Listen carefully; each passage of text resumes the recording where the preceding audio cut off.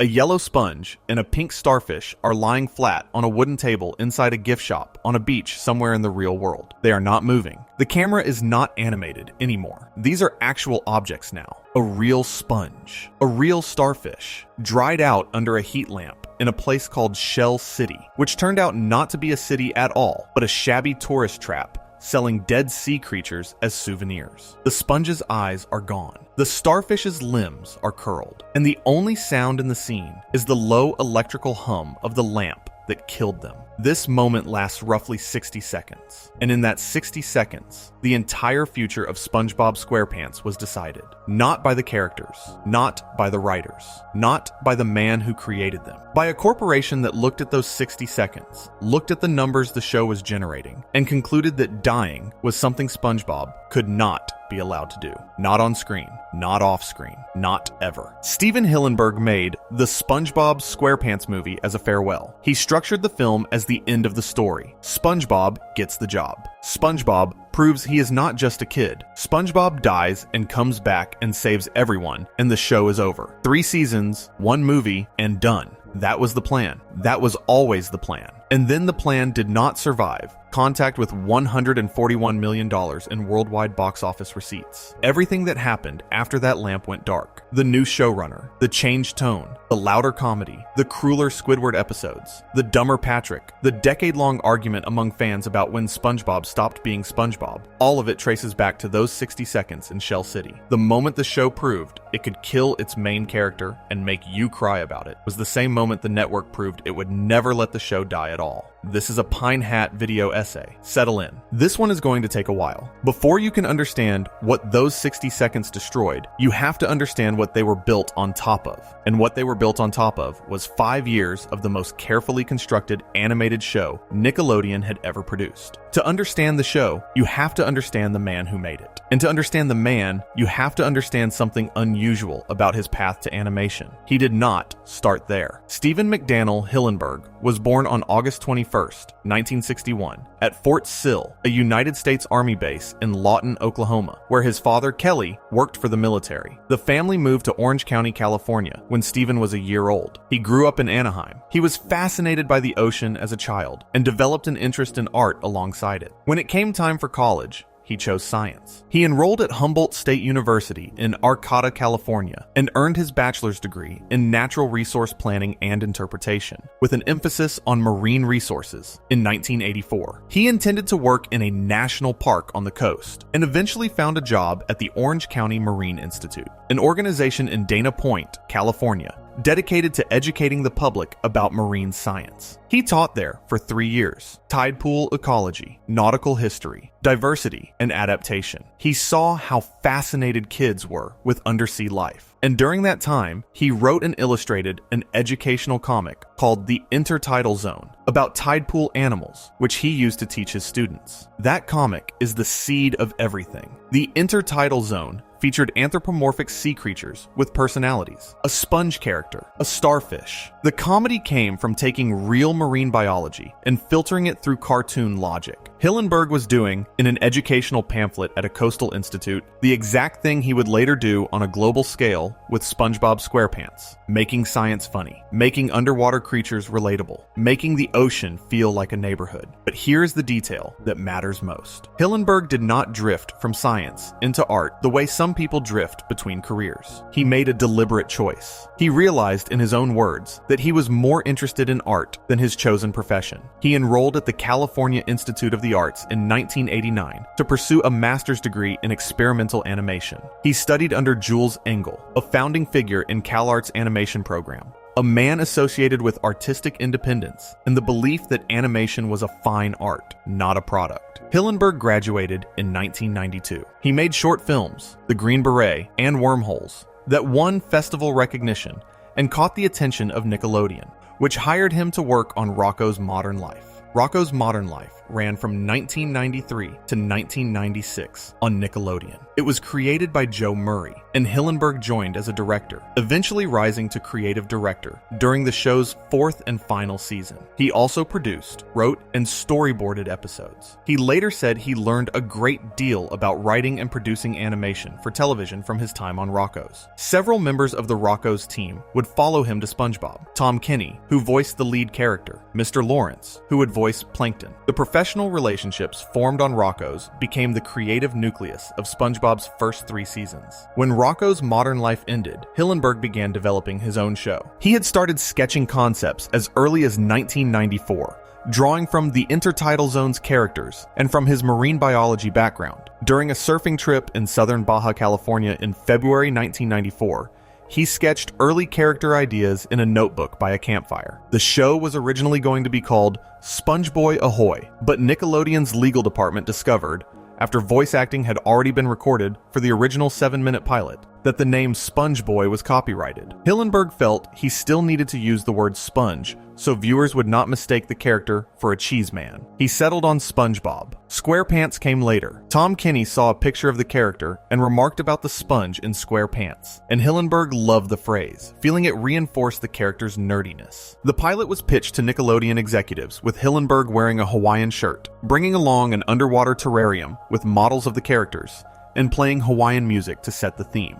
Nickelodeon executive Eric Coleman described the setup as pretty amazing. When given money and 2 weeks to write the pilot episode, the team, Hillenberg, Derek Dryman, and Nick Jennings, returned with what Nickelodeon official Albie Hecht described as a performance he wished he had on tape. The pilot was greenlit. The show was announced on December 8th, 1998, with 13 episodes planned for the first season. SpongeBob SquarePants premiered on May 1st, 1999. The first episode, Help Wanted, aired as a sneak peek following the Nickelodeon Kids' Choice Awards, paired with 2 companion segments called Reef Blower and Tea at the Tree Dome. The premiere drew 6.9 million viewers, including 3.6 million children aged 2 to 11. The series then officially debuted on July 17th, 1999, with its second episode. From the first frame, the show established something that most animated comedies do not bother with: a sense of place. Bikini Bottom is not a backdrop, it is a world. The show's backgrounds were designed by Kenny Pittenger, who created what he called sky flowers,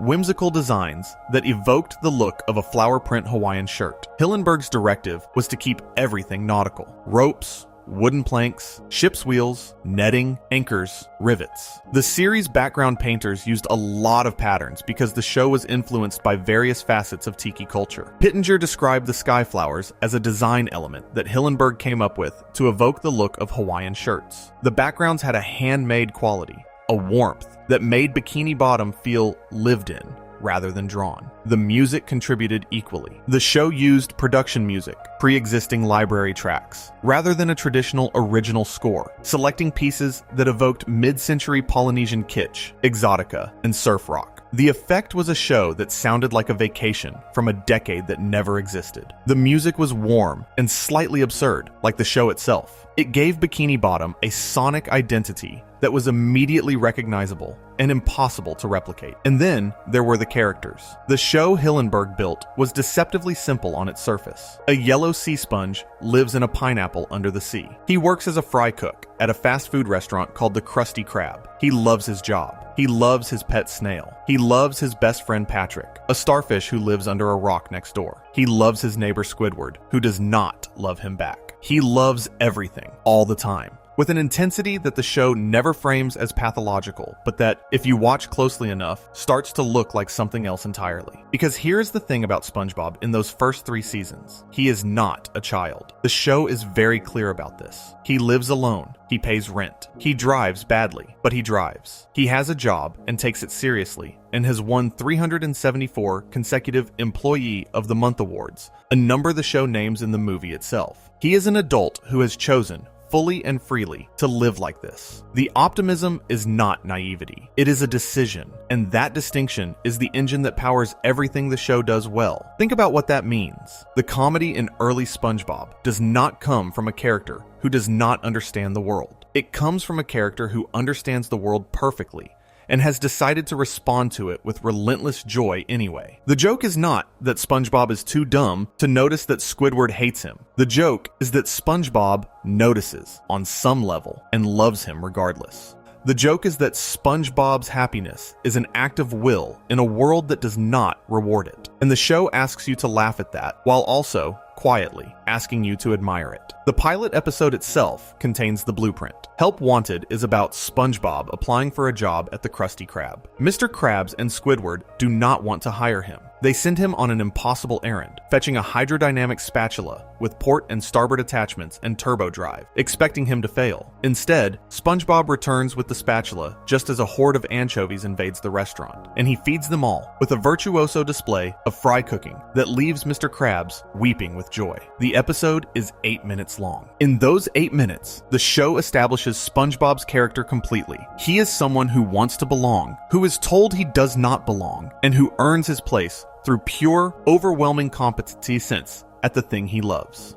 The music playing during SpongeBob's cooking sequence is Living in the Sunlight, Loving in the Moonlight by Tiny Tim, a 1968 recording that is so aggressively cheerful, it sounds deranged. The choice is perfect. It tells you everything about the show's relationship with optimism. The cheerfulness is real. It is also, from a certain angle, unsettling. The show never resolves that tension. It lives inside it. The 5th episode of the first season makes the show's emotional architecture explicit. Pizza Delivery, which first aired on August 14th, 1999, was written by Sherm Cohen, Aaron Springer, and Peter Burns. It is a road trip episode born from an idea Hillenberg originally had for the series pitch, inspired by the 1989 film Pow-Wow Highway. The premise is as flat as a headline. SpongeBob and Squidward have to deliver a pizza. They get lost in the desert. SpongeBob sings a song about the Krusty Krab pizza. He tries pioneer survival techniques: hitchhiking, eating coral, reading moss for directions, driving rocks. Squidward, starving, tries to eat the pizza. SpongeBob refuses. The pizza is for the customer. That commitment is absolute. They arrive at the customer's house. The customer opens the door. He sees the pizza, and then he asks where his drink is. SpongeBob tries to explain that there was no drink in the order. The customer does not care. He screams at SpongeBob. He slams the door. SpongeBob stands there, holding the pizza, and begins to cry. He absorbs his own tears. He is a sponge. Even his grief is contained. And then Squidward walks up to the door. The character who spent the entire episode complaining, who tried to eat the pizza, who mocked SpongeBob's singing, and his pioneer tricks, and his unbearable positivity. Squidward knocks on the door. The customer opens it, and Squidward shoves the pizza into his face. He tells SpongeBob the customer ate the whole thing in one bite. They drive back to work.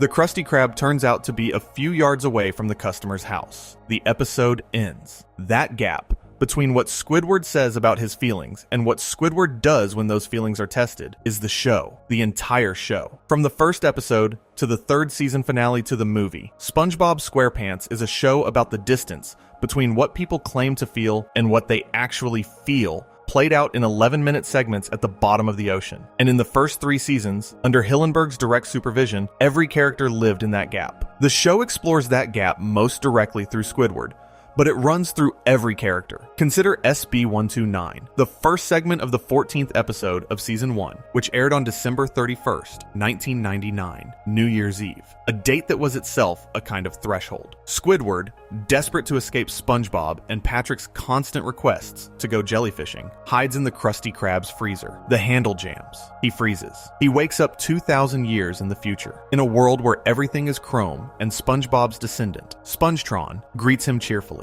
There are 486 Spongetrons. The future is, in other words, the present, but worse. Squidward travels back in time. He meets primitive ancestors of SpongeBob and Patrick. He teaches them jellyfishing, inadvertently inventing the sport that has been tormenting him. He breaks the time machine and ends up in a void, a white, empty space where disembodied voices echo the word alone. Squidward is finally completely alone. No SpongeBob, no Patrick, no Bikini Bottom, just Squidward and his clarinet and the nothing. He lasts about 10 seconds before he breaks down crying. He begs to go home. He says he misses SpongeBob. That scene is doing something that the show does again and again in its first 3 seasons, so quietly that it is easy to miss. It is showing you that Squidward's contempt is not real. It is a performance. Squidward claims to hate SpongeBob. Squidward claims to want solitude. And the moment the show gives him exactly what he claims to want, true, absolute isolation, he collapses. The thing he says he wants is the thing that terrifies him most. His contempt is a defense mechanism,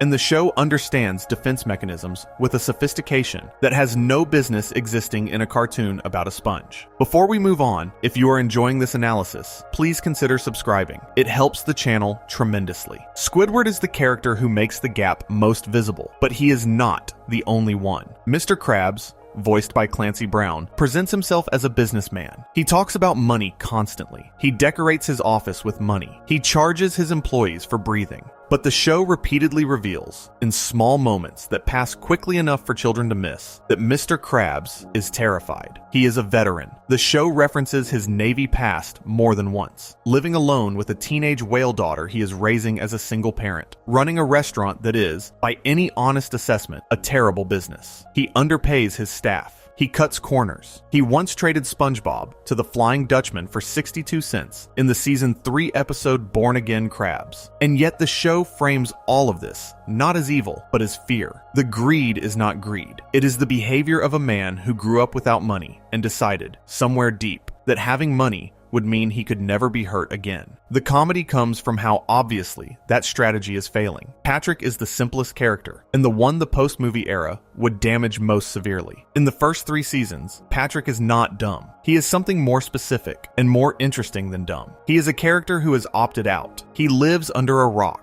He does not work. He has no ambitions. And the show treats this not as a failure, but as a philosophical position. Patrick has looked at the world Squidward is miserable in, the world Mr. Krabs is afraid of, the world SpongeBob works so hard to enjoy, and he has decided none of that. He will sit here. He will be fine. And the comedy comes from the fact that Patrick is, in many respects, the happiest character on the show, precisely because he wants nothing. There is a moment in the first season where Patrick helps SpongeBob prepare for his boating exam by coaching him through a walkie-talkie. Patrick immediately picks up on the correct answers. He is capable of genuine intelligence when the stakes do not involve him personally. This is a critical detail that the later seasons would erase. Early Patrick is not stupid in the way a character written as a punchline is stupid. He is lazy. He is incurious. He does not apply himself because he sees no reason to. But when a friend needs him, when the stakes are relational rather than intellectual, Patrick is present in ways that surprise everyone, including himself. The show understands its characters this way, not as types, but as strategies. SpongeBob's strategy is joy. Squidward's strategy is contempt. Mr. Krabs' strategy is accumulation. Patrick's strategy is withdrawal. Sandy's strategy is mastery. Plankton's strategy is domination. Each strategy is a response to the same underlying condition, which is that the world does not care about you, and you have to figure out what to do about that. The comedy comes from watching these strategies collide. The depth comes from the show's quiet suggestion that every strategy is a little bit broken, including SpongeBob's. This is not how most people describe SpongeBob SquarePants. Most people describe it as a funny cartoon about a sponge who works at a burger place. And it is that. It is also a show in which a man works the same minimum wage job every day, sings on his way to work, treats his boss's exploitation as kindness, treats his neighbor's hostility as friendship, and treats his own loneliness as a condition too normal to name. The show does not underline this. It does not ask you to feel sad about it. It just lets it sit there, under the jokes. The way loneliness always sits under the cheerfulness of people who have decided that cheerfulness is how they survive. The second season deepens every one of these dynamics. The writing becomes sharper. The visual gags become more ambitious. And the show begins to produce episodes that are not just funny, but structurally perfect. Episodes where every joke serves the character work and every character moment generates comedy. Chocolate with Nuts, the first segment of the 12th episode of the 3rd season, which aired on June 1st, 2002, is one of these. The premise is simple. SpongeBob accidentally receives Squidward's copy of Fancy Living Digest in the mail. He and Patrick look at glossy pictures of swimming pools inside swimming pools and decide they want to be rich. Squidward tells them that the people in the magazine are entrepreneurs. They sell things. SpongeBob and Patrick decide to become traveling chocolate bar salesmen. What follows is an 11-minute treatise on capitalism, aspiration, and the distance between what you are selling and what people are buying. Their first customer, a fish who will later become one of the show's most enduring memes, opens the door, hears the word chocolate, and begins screaming it at the top of his lungs while chasing them down the street. Their subsequent customers include a con man who keeps reappearing in different disguises to sell them increasingly absurd products, candy bar bags, then candy bar bag carrying bags, and an elderly woman whose even more elderly mother remembers when they first invented chocolate. She always hated it. SpongeBob and Patrick fail at every turn. They cannot sell chocolate by being honest, so they try lying. They tell customers that chocolate will make them live forever. They tell customers that chocolate will make them beautiful. They adopt disguises. They pretend to have head injuries. The comedy escalates, but the show never loses sight of the emotional core. SpongeBob and Patrick genuinely want the fancy life they saw in the magazine, and they are genuinely bad at the one thing standing between them and that life. The ending is what makes the episode. The fish who screamed chocolate at the beginning catches up to them. SpongeBob and Patrick cower. He towers over them, and then he says he wants to buy all their chocolate. Every bar. They are rich. They rent out a fancy restaurant for a private party. They invite two elderly ladies as their dates. And through the window, you can see Squidward, the person whose magazine started the whole thing, being turned away at the door. The episode is a circle. It begins with Squidward's magazine inspiring SpongeBob, and it ends with SpongeBob accidentally excluding Squidward from the result. The show does not frame this as cruelty. SpongeBob does not know Squidward is outside. The irony is structural, not personal. And that distinction between a show that creates irony through structure and a show that creates comedy through characters being mean to each other is the distinction between the first 3 seasons and what came after. The episode that represents the absolute peak of what Hillenberg's team could do is Band Geeks. It is the second segment of the 15th episode of season 2. It aired on September 7th, 2001. It was written by C.H. Greenblatt, Aaron Springer, and Meriwether Williams, and directed by Aaron Springer. The premise is Squidward at his most Squidward, his old rival from high school, Squilliam Fancyson, voiced, with cruel irony, by the same actor who voices Squidward, Roger Bumpass, calls to tell Squidward that his band cannot make it to the Bubble Bowl halftime show. Can Squidward's band fill in? Squidward does not have a band. He says yes anyway. And then he has to build one from the citizens of Bikini Bottom, which is to say, from people who cannot play instruments, cannot march, cannot follow basic instructions, and who will, at one point, beat each other unconscious over whether Mr. Krabs' claws are too big to play his instrument. The rehearsals are a disaster. The show commits to this fully over multiple days. On the first day, the band cannot play a note without shattering Squidward's face. On the second day, the flag twirlers spin their flags so fast they fly into a blimp and die. A trumpet player performs taps. The rest of the band puts their hands over their hearts. Squidward curls up on the ground. On the third day, a fight breaks out over Mr. Krabs' claws. Patrick kicks Sandy. Sandy stuffs Patrick inside a trombone. The entire rehearsal devolves into a brawl that destroys the building. Someone announces that the owner of a white sedan left their lights on. Nobody cares. Squidward appears outside the destroyed building.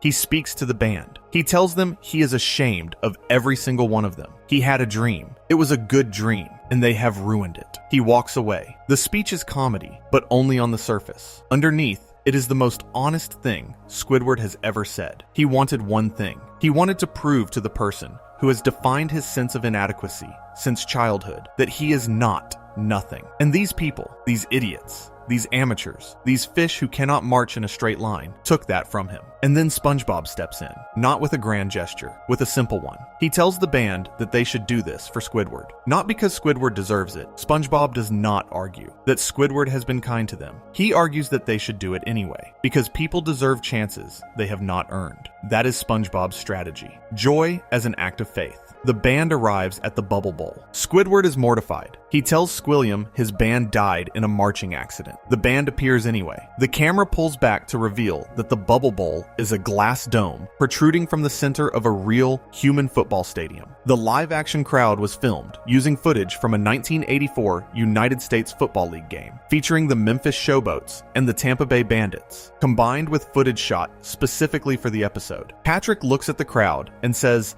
"These are some ugly-looking fish." Mr. Krabs says he thinks he is going to be sick. Squidward begins to conduct. He is bracing for humiliation. And then the band plays. They play a song called Sweet Victory, written by David Glenn Isley, originally released in 1998 as a production music track. The writers found it while searching for the right song to end the episode. According to C.H. Greenblatt, it was different from what they were looking for, but when they heard it, they knew they had to use it. He said it felt like a better ending than any song they could have written on their own, so they boarded the sequence to the music. The storyboard artists drew SpongeBob at the microphone, Sandy shredding guitar, Patrick on the drums. The band, which could not play a note 3 days earlier, performs a stadium rock concert that brings a human crowd to its feet. Squilliam Fancyson has a heart attack and is wheeled away on a stretcher. And the episode ends on a freeze frame of Squidward, mid-leap, arms thrown wide, conducting a band that just gave him the one thing he has wanted his entire life. Recognition, validation, a moment where the universe confirmed that he is not the failure he believes himself to be. The show holds on that freeze frame. It does not add a punchline. It does not deflate the moment with irony. It does not cut to Squidward waking up and discovering it was a dream. It lets Squidward be happy. And the weight of that, the rarity of it, the knowledge that this character will go back to his Easter Island head house, and his terrible clarinet playing, and his resentment of SpongeBob by the next episode, is what makes it land. The show gave Squidward 60 seconds of everything he ever wanted, and then it took them back. Not cruelly, just inevitably. Because that is how the show understands life. You get the moment. You do not get to keep it. Sweet Victory went from being a largely unknown production music track to surpassing 300,000 iTunes downloads in 1 year after its exposure on the show. It became, in the minds of an entire generation, synonymous with SpongeBob SquarePants at its best. And when Hillenberg died in November 2018, and fans petitioned the NFL to play the song during the Super Bowl 53 halftime show, a petition that gathered over 1.1 million signatures. The league teased it and then did not deliver. Mercedes-Benz Stadium, the host venue, posted a scene from the episode on their official Twitter account. Maroon 5, the headlining act, released a teaser video featuring a clip of SpongeBob. The speculation grew, and during the halftime show on February 3rd, 2019, a short clip of Squidward and a snippet of the Bubble Bowl performance were used to introduce guest singer Travis Scott, who Squidward described as a true musical genius who needs no introduction. That was it. No Sweet Victory, no tribute. The anger was enormous. And the anger was, underneath, not about a song. It was about the same thing this entire video is about. Something that was supposed to end properly was not allowed to end at all. Something that meant something to a generation of people was reduced to a marketing tease. The NFL did to Sweet Victory exactly what Nickelodeon did to SpongeBob. It took something sincere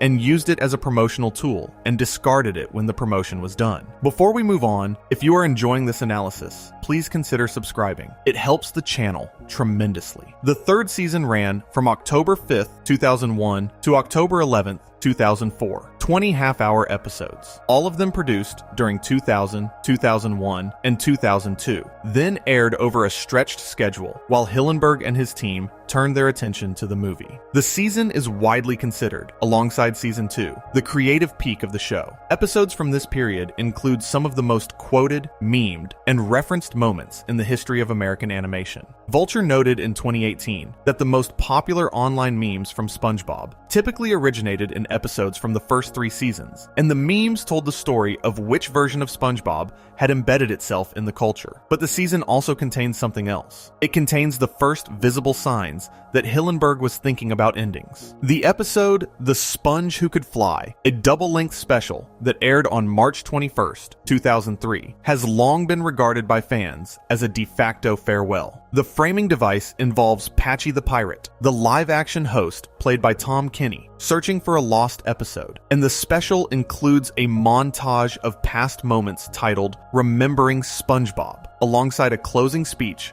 from the narrator that carries the weight of finality. Whether or not it was formally conceived as a series finale, it was produced with the knowledge that Hillenberg was stepping away, and it feels like a goodbye that did not quite happen. The Season 3 finale, SpongeBob Meets the Strangler and Pranks a Lot, aired on October 11th, 2004, more than 2 years after the episodes were produced. The gap between production and broadcast tells its own story. Hillenberg had stopped making new episodes in 2002. The network stretched the existing inventory to cover the delay while the movie was in production. Nickelodeon was buying time, and the fact that it needed to buy time, that there was a period where no new SpongeBob existed, and the network had to ration what remained, is evidence of how dependent the network had already become on the show. And then the goodbye did happen. But it happened in a movie theater, not on television. The SpongeBob SquarePants movie was released on November 19th, 2004. It premiered 5 days earlier at Grauman's Chinese Theater in Los Angeles. It was directed, produced, and co-written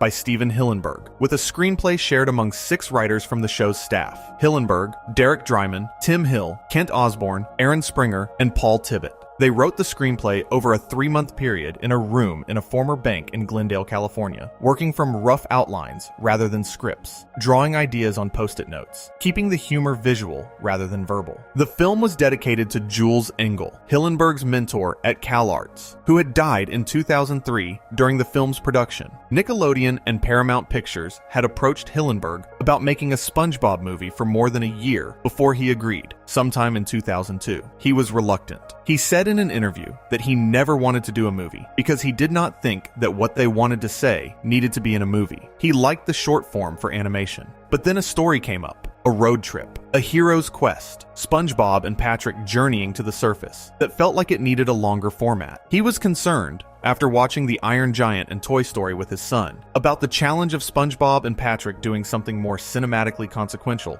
without losing what he called the SpongeBob cadence. He found the story. He described it as having 2 naive characters, a doofus and an idiot, on an incredibly dangerous heroic odyssey with all the odds against them. The comedy would come from the contrast between who they are and what they are attempting. And underneath the comedy, there would be something else. A question. The question the movie asks from its opening scene and does not answer until its final act. Is SpongeBob a kid or a man? The movie opens with SpongeBob dreaming. In the dream, the Krusty Krab is in crisis. A customer has received a Krabby Patty with no cheese. SpongeBob arrives in a limousine, wearing a black boot with an orange snake on it. He is the manager. He handles the situation with the confidence of a surgeon. The crowd cheers. 3 cheers for the manager. SpongeBob wakes up. Today is the day Mr. Krabs will announce the new manager of the Krusty Krab 2. SpongeBob checks his wall of 374 consecutive Employee of the Month awards. He is ready. Promotion. He is not promoted. Mr. Krabs chooses Squidward instead. The reason is devastating in its simplicity. SpongeBob is just a kid. Mr. Krabs says it gently, but he says it. And the word lands on SpongeBob like a physical blow. His entire identity is built on the belief that his devotion to his job makes him worthy. The boss he has given everything to has just told him that everything is not enough. He is too immature. He is too childish. He does not qualify. SpongeBob goes to Goofy Goober's ice cream party boat to drown his sorrows. He and Patrick eat ice cream sundaes until they pass out, waking up the next morning with hangover symptoms. The show's most overt parallel between SpongeBob's world and adult reality. And while SpongeBob is nursing his ice cream hangover, Plankton launches Plan Z. He steals King Neptune's crown, frames Mr. Krabs for the theft, and uses the resulting chaos to steal the Krabby Patty formula. Neptune threatens to execute Krabs unless the crown is returned. SpongeBob, despite his humiliation, despite being told he is just a kid, volunteers to retrieve the crown from Shell City. The journey is the film's spine. SpongeBob and Patrick travel across the ocean floor in the Patty Wagon, a vehicle shaped like a Krabby Patty. They lose the car almost immediately. SpongeBob backs it up for miles until it runs out of gas. Then Squidward kicks it, and it drives away without them. They walk, they sing, they reach a gas station where 2 hillbillies laugh at them for being kids. They reach the Thug Tug, a bar for violent criminals, where blowing a bubble is punishable by a beating from every patron.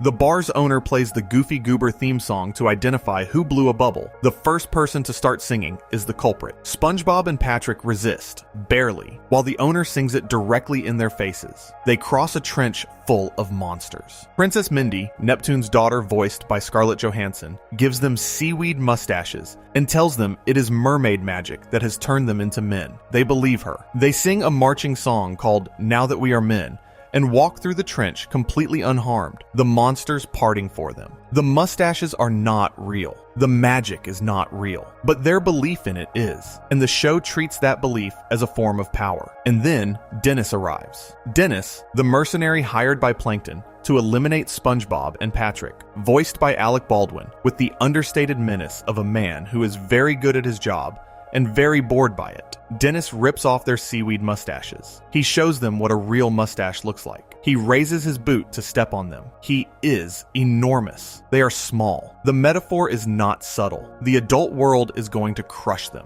Dennis is interrupted by a larger boot, the boot of the Cyclops, a human diver who captures SpongeBob and Patrick and takes them to the surface. They arrive at Shell City. The crown is there, but Shell City is not a city. It is a gift shop on a beach, selling dried sea creatures as novelties. The Cyclops places SpongeBob and Patrick on a table under a heat lamp, and then the film does something that no SpongeBob episode had ever done. It lets them die. There is another episode from season 2 that demonstrates the show's emotional architecture in a way that becomes essential context for the Shell City scene. Dying for Pie, the first segment of the 4th episode of season 2, aired on December 28th, 2000. It was written by Aaron Springer, C.H. Greenblatt, and Meriwether Williams. The premise is one of the show's darkest. It is Employee Brotherhood Day at the Krusty Krab, and SpongeBob and Squidward must exchange gifts. SpongeBob puts enormous effort into his gift, a friendship sweater made from his own eyelashes. Squidward, who has put in no effort at all,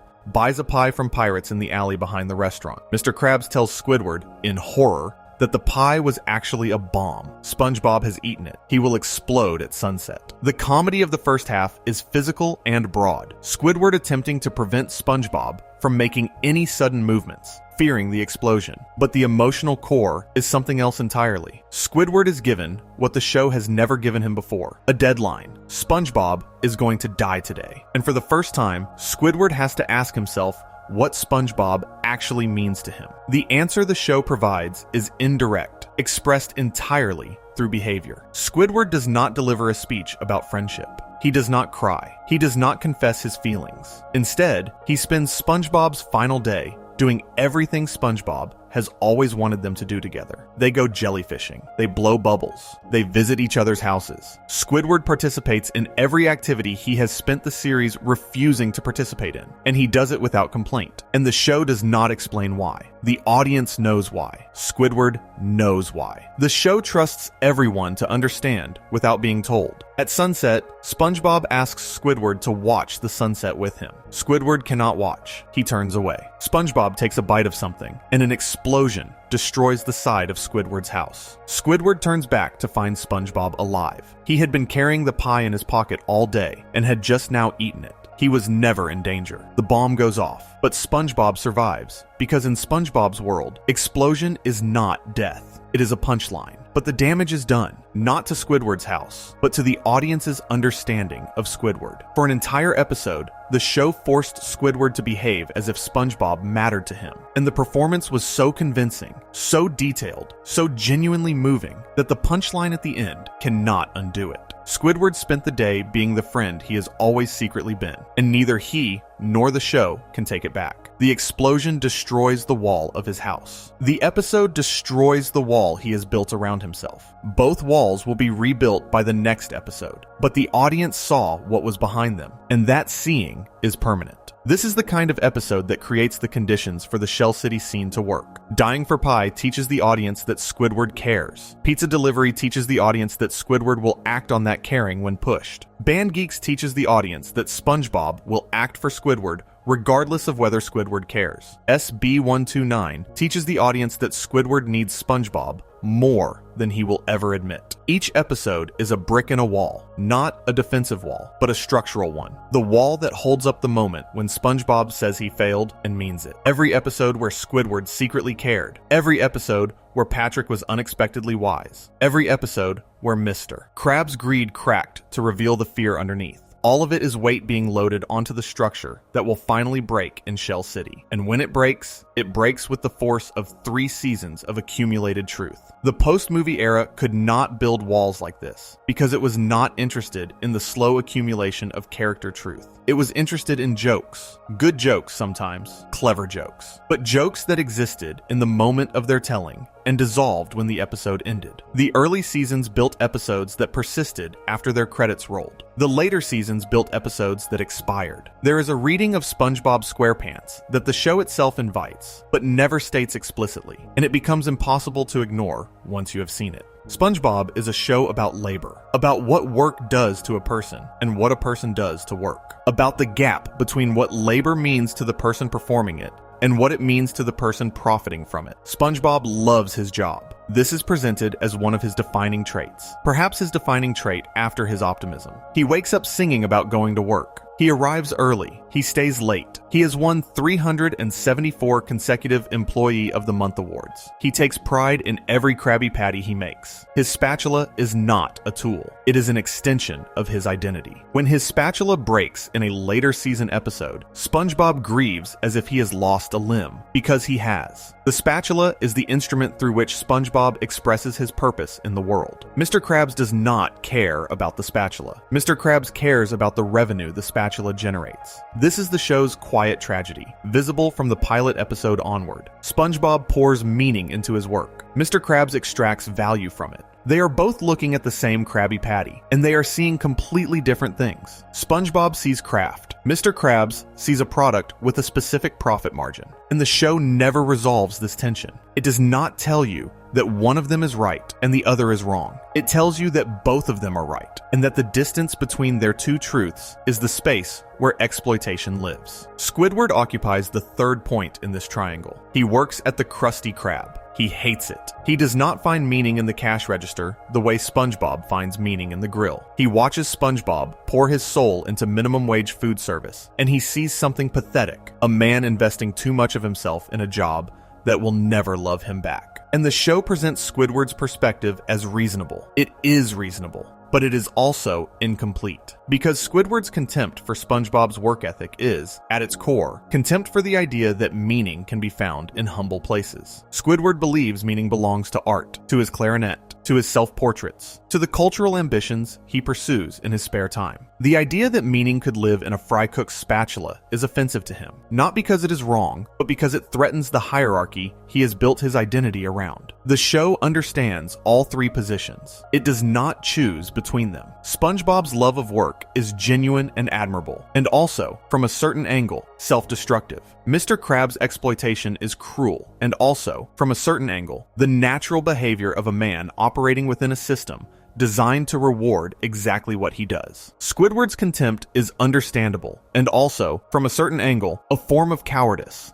The cowardice of a man who has decided that if he cannot find meaning in his own life, nobody else is allowed to find it either. This triangulation of perspectives is what gives the show its depth. It is also what the post-movie era lost. In the later seasons, SpongeBob's love of work became mindless devotion. Mr. Krabs' exploitation became cartoon villainy. Squidward's contempt became justified victimhood. The 3 points of the triangle collapsed into a line. SpongeBob annoys Squidward. Mr. Krabs makes money. The complexity was gone. And without the complexity, the show's ability to say something true about how people relate to their work, and through their work, to each other, disappeared. The movie understood the labor dynamic perfectly. Its central conflict is a promotion. SpongeBob has worked at the Krusty Krab for years, has won hundreds of awards, has proven himself to be indispensable, and Mr. Krabs passes him over. Not because SpongeBob is incompetent, because SpongeBob is a kid, because the qualities that make SpongeBob the best fry cook in Bikini Bottom, his enthusiasm, his joy, his willingness to throw himself fully into every task, are the same qualities that disqualify him, in Mr. Krabs' eyes, from management. The movie is saying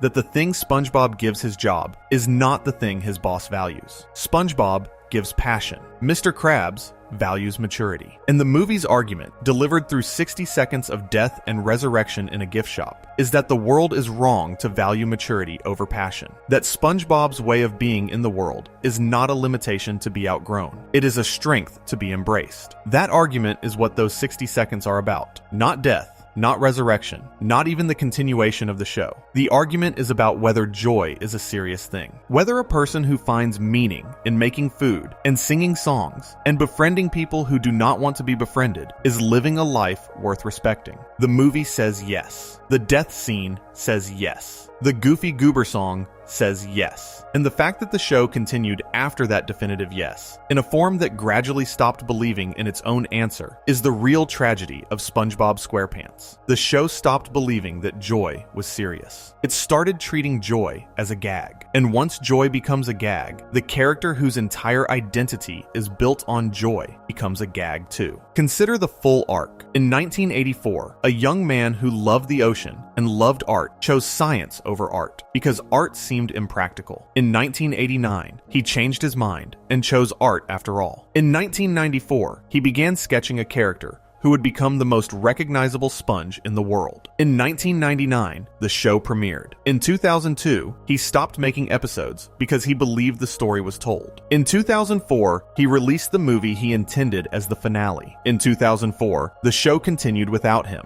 In 2015, he came back. In 2017, he was diagnosed with ALS. In 2018, he died at 57. The show continues. It will probably continue for years. SpongeBob SquarePants is too profitable to end, too embedded in the culture to disappear, too recognizable to retire. The pineapple will keep glowing. The Krusty Krab will keep serving. The laugh will keep echoing across Bikini Bottom. And none of it, none of the new episodes, none of the spin-offs, none of the merchandise will change what happened in Shell City. Because what happened in Shell City was not a plot event. It was a statement of belief. Steven Hillenberg believed that SpongeBob's story had a shape, and the shape had an end. And the end was a heat lamp, and a tear, and a song, and a sprinkler system that brought a dried-out sponge back to life. He believed the story was about the journey from joy to despair and back to joy again. And that the second joy, the joy that knows what despair feels like, is the only joy that matters. The sprinklers in Shell City activated because a tear short-circuited the power. The tears were real.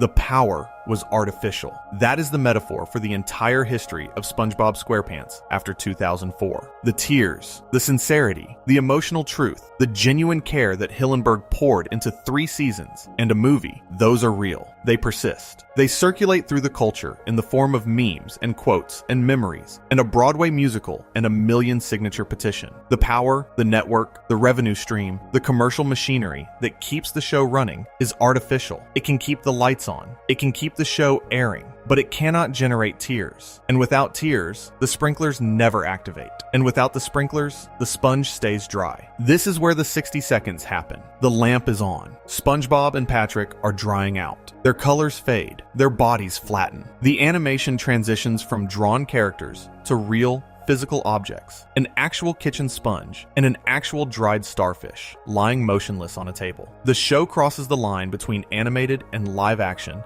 not for comedy, as it has done in other parts of the film with David Hasselhoff and the pirate audience, but for horror. These are not characters anymore. They are things. The lamp has made them into what Shell City sells: souvenirs, products, objects drained of everything that made them alive. The scene echoes the very first full episode of the series. In Tea at the Tree Dome, the companion segment that aired alongside Help Wanted. On May 1st, 1999, SpongeBob visits Sandy's underwater dome and begins to dry out, unable to survive without water. That scene was played for comedy. SpongeBob's body shrivels. He gasps. Patrick appears and shrivels too. They are saved by Sandy's helmet full of water. The joke is that sea creatures need the sea. The Shell City scene takes that same premise. A sea creature drying out and strips away every layer of comedy. The same physical process, the same biological reality. No jokes, no rescue in sight, just the lamp. SpongeBob speaks. His voice is small. He tells Patrick that everyone was right. They are just kids. A couple of kids in way over their heads. They were doomed from the start. They did not even come close to the crown. They let everyone down. They failed. The weight of Tom Kenny's performance in this moment is remarkable. SpongeBob has cried before on the show. He cries often, in fact, and the show usually plays it for comedy or for sentiment. This is neither. This is the sound of a character who has spent his entire existence believing that trying hard enough would always be enough, and who has just discovered that it is not. The cheerfulness is gone. What is left is resignation, not dramatic resignation, quiet resignation. The resignation of someone who has simply run out of the energy required to pretend things are going to be okay. Patrick responds. He asks if everyone being right about them means they are attractive. SpongeBob says no, they are just kids. Even in their final moments, Patrick is Patrick, deflecting, softening, finding the absurd angle. But SpongeBob does not laugh. He does not take the joke. He sits with the truth. And then they sing, one last time, weakly, their voices cracking. The Goofy Goober theme song, the silly ice cream parlor jingle that has followed them throughout the film, reduced to a whisper. The Goofy Goober song has appeared 5 times across the movie. When SpongeBob and Patrick anticipate the promotion, at the ice cream parlor when SpongeBob drowns his sorrows, at the Thug Tug where it is used to identify bubble blowers, here in Shell City as their dying words, and later as the chorus of Goofy Goober Rock. Each appearance marks a different stage of SpongeBob's journey. The song is not just a running gag. It is a motif,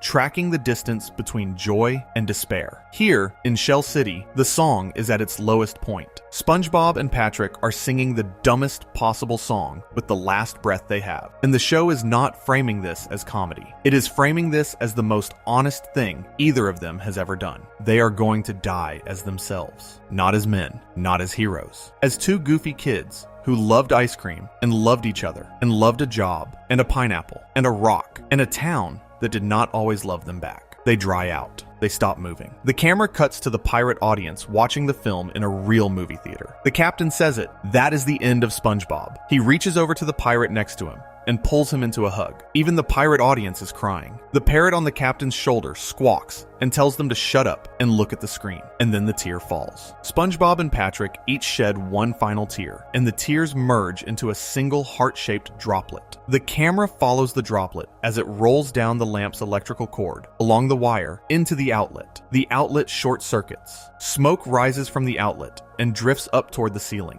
The smoke reaches the fire sprinklers above. The sprinklers activate. Water rains down on the table, on SpongeBob, on Patrick. Their colors return first, saturating back to animated life. Then they move. They are alive. And around them, every dried, dead sea creature in Shell City, every fish and lobster and clam that the Cyclops killed and mounted and sold comes back to life too. The sea creatures swarm the Cyclops. SpongeBob and Patrick grab the crown and run for the beach. The scene is a resurrection, but it is also, structurally, the moment where SpongeBob answers the question the entire movie has been asking. Are you a kid or a man? And the answer SpongeBob arrives at is not the answer the question expects. He does not say he is a man. He does not prove his maturity by doing something adult. He proves his worth by being exactly what he has always been. Neptune arrives at the Krusty Krab to execute Mr. Krabs. SpongeBob and Patrick return with the crown just in time, riding on the back of David Hasselhoff, who appears in live action as himself and propels them across the ocean like a speedboat. But Plankton has one final move. He drops a mind control bucket helmet on Neptune. Every citizen of Bikini Bottom is now under Plankton's control. SpongeBob, Patrick, and Mindy are surrounded. There is no way out. SpongeBob steps forward. He tells Plankton that he is just a kid, and then he says that he is also a goofball, and a wingnut, and a knucklehead McSpazatron. But most importantly, he is a Goofy Goober. He embraces every label the world has used to diminish him. He takes the insult, and he turns it into an identity. And then, Goofy Goober Rock plays. It is a rock version of the Goofy Goober theme, based on Twisted Sister's I Wanna Rock, performed by Jim Wise and Tom Rothrock. SpongeBob transforms. He appears on a stage in a wizard's outfit, playing electric guitar, shooting laser beams from his guitar that destroy the mind control bucket helmets Plankton has placed on every citizen of Bikini Bottom. He frees Squidward. He frees Mrs. Puff. He frees Sandy. He frees Gary. He frees King Neptune. He defeats Plankton through the power of rock and roll and self-acceptance, which the film treats as the same thing. The sequence lasts nearly 2 minutes. SpongeBob does not become an adult. He does not grow up. He does not transform into something more serious or more mature. He becomes a louder version of exactly what he has always been. A goofy kid who loves his friends and his job and his town, and that version turns out to be powerful enough to save the world. The movie's thesis, stated through spectacle, is that the world was wrong to ask SpongeBob to be something other than himself. His childishness was never the problem. The problem was a world that could not see the strength in it. Plankton is arrested. Neptune unfreezes Mr. Krabs. And Krabs does what the movie has been building toward for 90 minutes. He gives SpongeBob the manager position at the Krusty Krab 2. SpongeBob got the job. SpongeBob proved he is not just a kid. SpongeBob died and came back and saved everyone. And the story is complete. That was supposed to be the end. Before we move on, if you are enjoying this analysis, please consider subscribing. It helps the channel tremendously. Understanding why it was supposed to be the end requires understanding how Hillenberg thought about SpongeBob. He did not think about it the way a network executive thinks about it. He did not think about it as a property or a brand or a revenue stream. He thought about it as a finite story being told by a specific group of people. And when the story was told, the telling should stop. This is not speculation. The evidence is in the timeline. On April 13th, 2002, the Los Angeles Times reported that Hillenberg would not be continuing his contract with Nickelodeon. He told the paper that he definitely needed a break. He said he wanted to make a movie and did not want to try to work on the series at the same time. A Nickelodeon spokeswoman added that no movie deal was signed at the time and that show production would go on hiatus for a while. This led to speculation that SpongeBob would not continue beyond its third season. The speculation was correct, as far as Hillenberg's intentions were concerned. He halted production on the show in 2002 to focus entirely on the film. Season 3 finished production in mid-2002. Season 4 would not enter production until mid-2004. That gap, 2 full years with no new episodes being made, was not a hiatus. It was Hillenberg saying goodbye. The writing team assembled in Glendale. They screened silent shorts, Laurel and Hardy, Charlie Chaplin, Buster Keaton, and the work of Jerry Lewis and Pee Wee Herman, all of whom had been inspirations for SpongeBob from the beginning. The animation process started with ideas drawn on Post-it notes. The storyboard artists illustrated them. Hillenberg and Drymon did the animatics. Rough Draft Studios in South Korea handled the animation, as they had for the series. The film was structured as a mythical hero's journey that would bring SpongeBob and Patrick to the surface. It was, in every way that mattered, designed as a finale. The film was budgeted at $30 million. It grossed $141 million worldwide. The critical reception was generally positive. Roger Ebert gave it 3 out of 4 stars. Metacritic assigned it a score of 67 out of 100. Audiences polled by CinemaScore gave it a B+.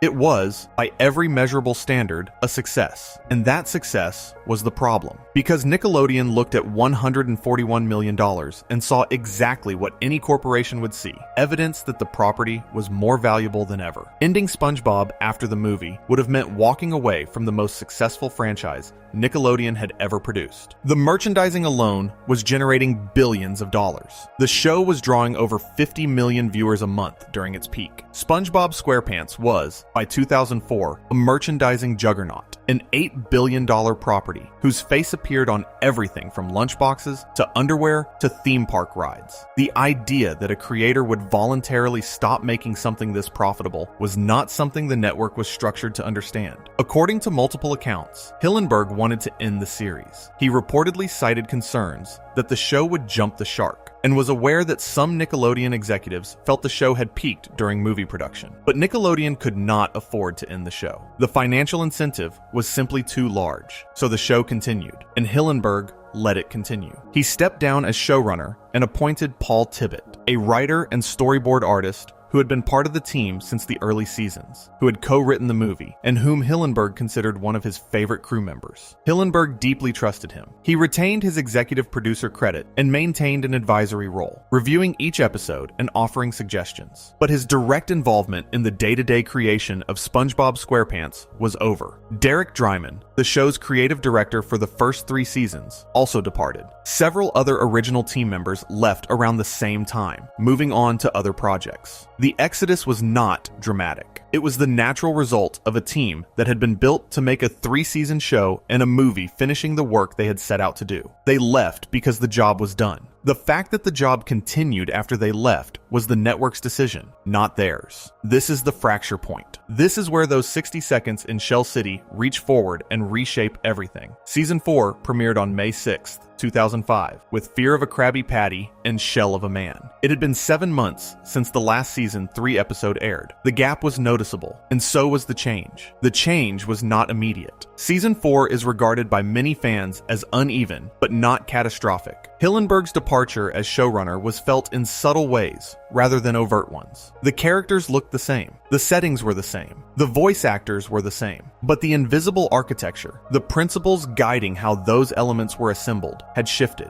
Episodes like Krusty Towers, which aired on April 1st, 2006, are frequently cited as proof that the post-movie era could still produce quality SpongeBob. The episode has Squidward at its center, abused by Mr. Krabs' new hotel business, eventually quitting his job and returning as a guest to exact revenge. It is funny. It is well structured. It has the feel of a classic SpongeBob episode. But even Krusty Towers reveals the shift if you look closely. The comedy is more situational, less behavioral. Squidward's revenge is cathartic in the way a sitcom is cathartic. It resolves within the episode. Early SpongeBob episodes rarely resolved. They lingered. The questions they raised about the characters persisted past the credits. Krusty Towers is a good episode that ends. Band Geeks is a great episode that never ends. The freeze frame of Squidward leaping into the air is still happening, somewhere in the listener's mind. Season 4 also produced Have You Seen This Snail?, a double-length episode that aired on November 11th, 2005.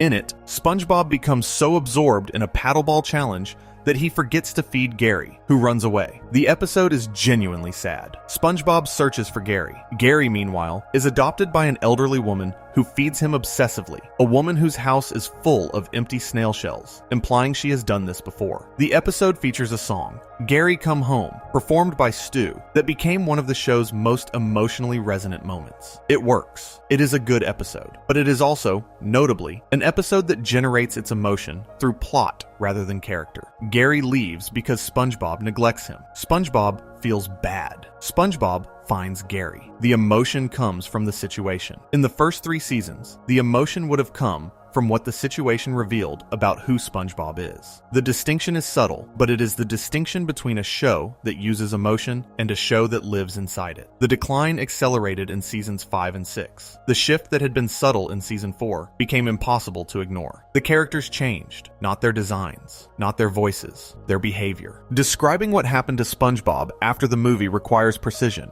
because the change was not a single thing. It was a collection of small shifts that accumulated over time until the character on screen was related to the original character. The way a photocopy of a photocopy is related to the original document. The outlines were there. The details were blurred. The word fans use most often is Flanderization, a term borrowed from Ned Flanders of The Simpsons, describing the process by which a character's most prominent trait expands until it consumes everything else about them. In SpongeBob's case, the trait was childishness. In the first 3 seasons, SpongeBob is childlike, but capable of maturity. He is enthusiastic, but also thoughtful. He makes mistakes, but understands consequences. In Pizza Delivery, he protects the pizza with his body because he understands what a commitment to a customer means. In Band Geeks, he rallies the band because he understands what Squidward needs, even if Squidward would never admit it. In Chocolate with Nuts, he throws himself into entrepreneurship with genuine effort and genuine intelligence, even if the results are absurd. SpongeBob in the early seasons is not unaware of the world. He is aware of the world and has chosen to respond to it with a specific kind of energy.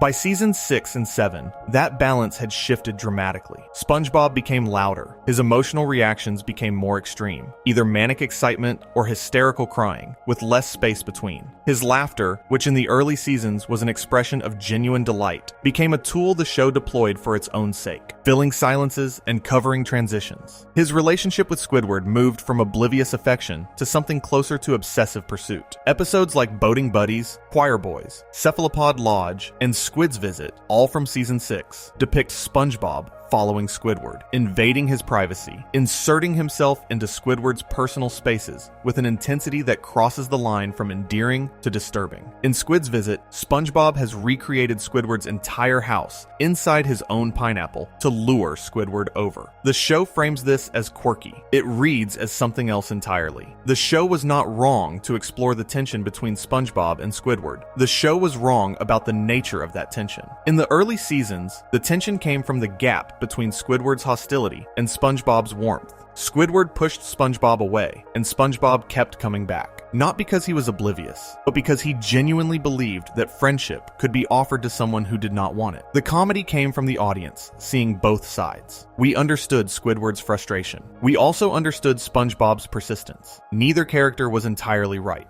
Neither was entirely wrong. The show sat in the ambiguity. In the later seasons, the ambiguity collapsed. SpongeBob became the problem. His persistence was no longer charming. It was invasive. And Squidward was no longer grumpy. He was a victim. The comedy went from laughing with SpongeBob at Squidward's pretensions to laughing at SpongeBob's inability to respect a boundary. The dynamic lost its reciprocity. It became a show about a stalker and his target dressed up in the language of friendship. Patrick suffered even more. In Season 1, Patrick is capable of picking up on Squidward's hostility toward him and SpongeBob, while SpongeBob remains oblivious. He helps SpongeBob cheat on his boating exam through a walkie-talkie and gets every answer right. He immediately understands that Sandy's tree dome is dangerous because of its lack of water. He is not intelligent in any conventional sense, but he possesses a kind of emotional and situational awareness that the show treats as its own form of wisdom. Patrick's first Flanderization began around the end of Season 1, making him more dim-witted and immature. By Season 2, this had settled into a comfortable range where his intelligence varied by episode, but his fundamental decency remained. His animators gave him thicker, goofier eyebrows to match. His second Flanderization, starting around Season 4 and accelerating through Seasons 6 and 7, was more severe. Patrick became not just dim, but dangerous. He became not just oblivious, but cruel. In episodes like The Card, he destroys SpongeBob's possessions with apparent awareness that he is causing harm. In Big Sister Sam, he defends his sister's destructive behavior towards SpongeBob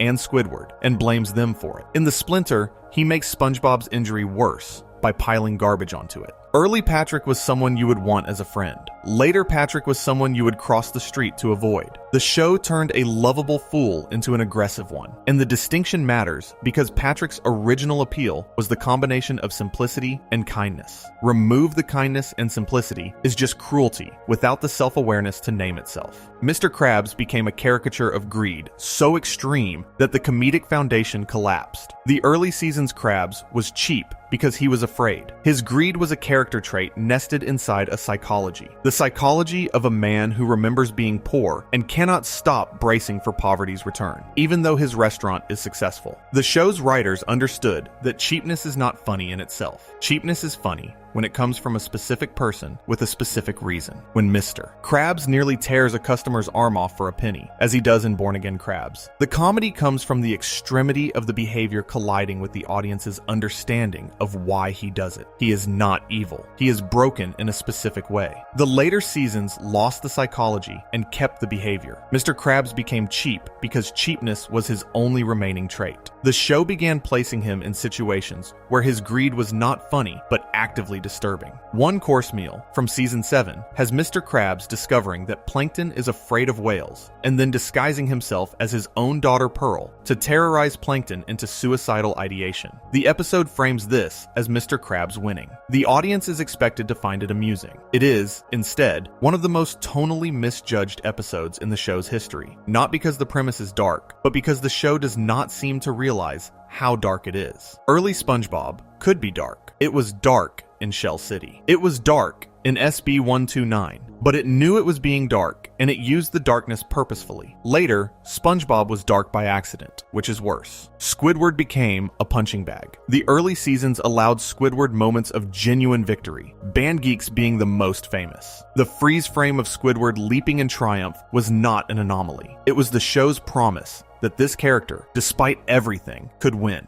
The later seasons broke that promise. They treated Squidward's suffering as the primary source of humor, constructing elaborate scenarios whose only purpose was to make him miserable. His house is destroyed. His body is injured. His dignity is stripped. The show watches this happen and holds for laughs. The character who once represented a complex response to the world, using contempt as armor against the fear that he was mediocre, became a figure whose suffering the show invited the audience to enjoy. The early seasons understood that Squidward's contempt was a defense mechanism. They showed us what was behind it: a desperate desire for recognition, for competence, for someone to acknowledge that his clarinet playing was not actually that bad. The later seasons forgot what was behind it. They saw the contempt and treated it as a flaw that deserved punishment, and they punished him for it, episode after episode, season after season, until the punishment became the character. And all of this happened because the show did not end when it was supposed to end. That is not an oversimplification. It is a structural observation. Hillenberg built SpongeBob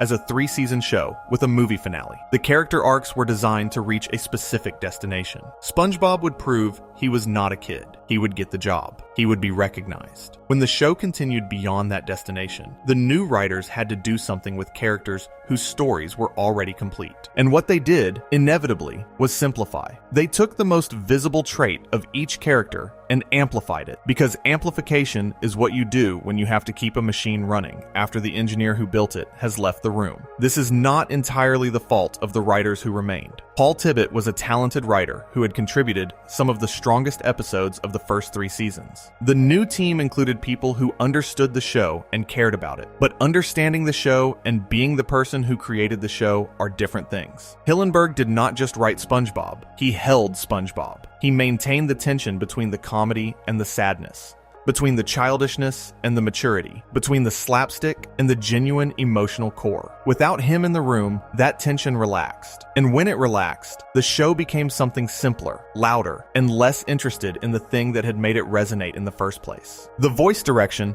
tells the story in miniature. In the first 3 seasons, Hillenberg and Derek Dryman directed the voice actors during recording sessions. They sat in the room. They guided the performances. They knew exactly how loud SpongeBob's laugh should be, how far Squidward's sarcasm could push before it tipped into cruelty, how much of Patrick's dimness was affectionate, and how much was mean. Starting in season 4, Andrea Romano took over as voice director. Tom Kenny took over during season 9. The actors were the same. The voices were the same. But the direction, the invisible hand guiding the performance toward the right tone, changed. SpongeBob's laugh got bigger. His crying got louder. Squidward's suffering got sharper. Patrick's stupidity got broader. The modulation that kept every character anchored to something recognizably human loosened, and the characters drifted upward, away from behavior and toward caricature. The music changed too. The pacing changed. The silences disappeared. Early SpongeBob episodes use silence as a tool. Moments land because the show gives them room. A character says something devastating, and the soundtrack stops and the camera holds. The space around the joke or the emotion is part of the joke or the emotion. The post-movie era fills those silences. The scenes move faster. The jokes stack. The breathing room that made the show feel meditative. The quality that makes it work as ambient content, as fall asleep to content, as something that washes over you like a warm current, diminishes. None of these changes are catastrophic in isolation. Together, they add up to a show that is recognizably SpongeBob, but is not, in any meaningful sense, the same show. It is the ship of Theseus, rebuilt plank by plank until the vessel is structurally identical and spiritually different. You can still see the shape. You can still read the name on the hull. But the wood is different, and the crew is different, and the course it charts is different. And if you sailed on the original, you can feel the difference in the way the deck moves under your feet. Before we move on, if you are enjoying this analysis, please consider subscribing. It helps the channel tremendously. There is a specific way to measure what was lost, and it does not require comparing episode ratings or reading fan forums. It requires going back to those 60 seconds in Shell City and asking a single question. Could the post-movie SpongeBob have earned that scene? The death scene works because of everything that came before it. It works because SpongeBob has been established across 3 seasons in the first 70 minutes of the film as a character whose optimism is a choice, not a default setting. When his optimism finally fails, when he sits under that heat lamp and admits that he is just a kid, that he let everyone down, that he failed, the failure means something because the optimism meant something. A character who was always just bouncing off walls would have no weight to lose. SpongeBob had weight to lose because the show had carefully, patiently, over years of 11-minute episodes, built a character whose cheerfulness was a load-bearing wall. When the wall cracked, you felt the structure shift. The post-movie SpongeBob could not have earned that scene because the post-movie SpongeBob did not have a load-bearing wall. He had a trait, childishness, and traits do not crack. They just get louder. You cannot create genuine pathos from a character who has been reduced to a single note, because pathos requires the gap between what a character is and what a character needs. Early SpongeBob had that gap. He was joyful, and he needed recognition. He was optimistic, and he needed to not be dismissed. He was cheerful, and he needed, underneath all of it, to be taken seriously. The movie took him seriously. The death scene took him seriously. And the power of that scene came from the show finally saying, out loud, what it had been whispering for 3 seasons. This character matters. The post-movie SpongeBob does not matter in the same way. He is funny. He is recognizable. He is commercially successful, but he does not carry weight. You cannot worry about a character who is indestructible, and the post-movie SpongeBob is indestructible, not in the literal sense, but in the dramatic sense. Nothing that happens to him changes him. No failure teaches him. No loss costs him. He bounces. He always bounces. And bouncing, over time, becomes meaningless, because a ball that always bounces has no relationship with the ground. This is the paradox that those 60 seconds created. The scene that proved SpongeBob was a show capable of genuine emotional depth was the same scene that made it financially impossible for the show to maintain that depth. The movie proved SpongeBob could make audiences cry.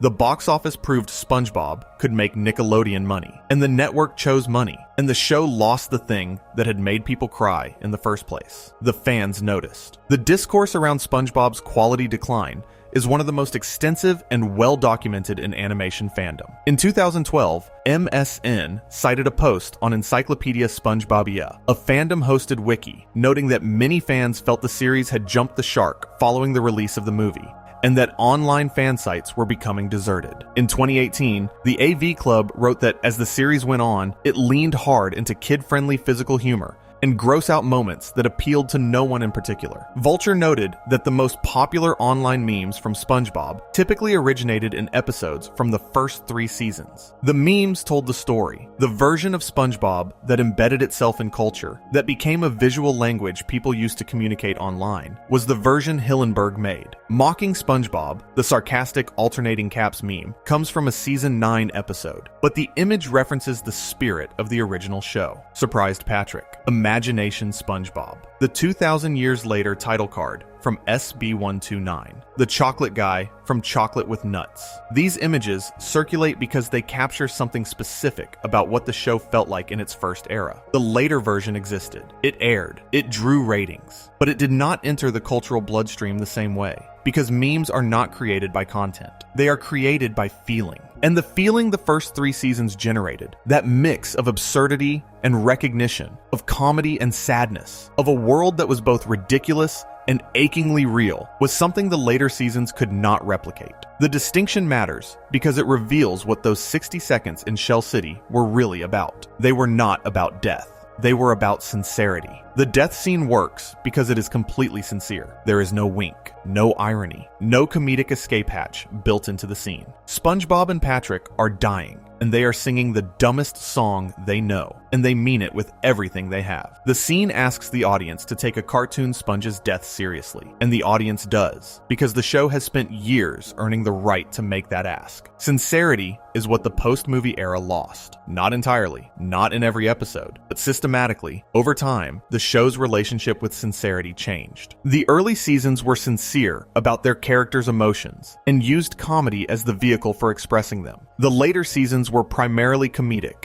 and used emotion as an occasional accent. The difference is the difference between a person who laughs because they are nervous, and a person who tells jokes because they are afraid of silence. Both are laughing. Only one is telling you something true. The Goofy Goober ice cream scene deserves attention because it is one of the most overt moments where the show acknowledges the adult reality it normally keeps submerged. SpongeBob, devastated by Mr. Krabs' rejection, goes to Goofy Goober's ice cream party boat with Patrick. They order triple gooberberry sunrises. They eat one. They eat another. another. They eat dozens. They demand more from the exhausted waiter. They bury him in ice cream. They pass out on the floor of the restaurant and wake up the next morning unable to stand, squinting at the light, holding their heads, stumbling. The scene is a hangover. The show is explicit about this. Every visual cue, the groaning, the sensitivity to light, the inability to form coherent sentences, the slow realization that the previous night was a terrible idea, maps precisely onto the experience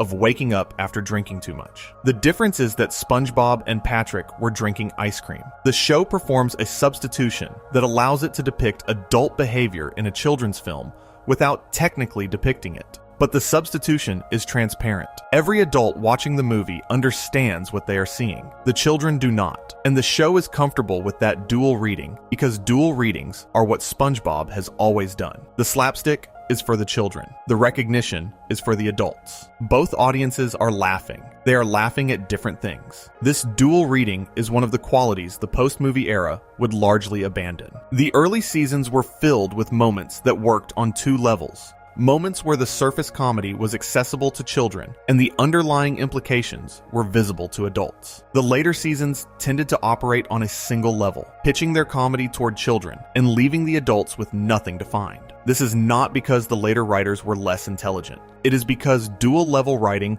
requires a specific confidence. The confidence that you can trust your audience to find the second level without being guided there. Hillenberg had that confidence. The show he built was full of unlabeled doors. You could walk past them. You could open them. The show never told you which to do. It just made sure the doors were there. The decline can be mapped through specific episodes that illustrate the transformation. Season 6's A Pal for Gary, which aired on January 2nd, 2010, is frequently cited as one of the show's lowest points. In this episode, SpongeBob adopts a dangerous creature called Puffy Fluffy as a companion for Gary, ignoring every sign that the creature is violent and hostile. Puffy Fluffy attacks Gary. The apartment is destroyed. Gary is in genuine danger, and SpongeBob, throughout the entire episode, blames Gary. He scolds Gary for not being friendly. He tells Gary to be nice. He does not see the monster attacking his pet. He does not hear the destruction. He is, in this episode, not just oblivious, but cruel. And the cruelty is directed at the character who has always represented SpongeBob's capacity for care. Gary is SpongeBob's pet. SpongeBob's treatment of Gary has always been a measure of his character, and in A Pal for Gary, that measure reads 0. The episode fails, not because it is dark. Early SpongeBob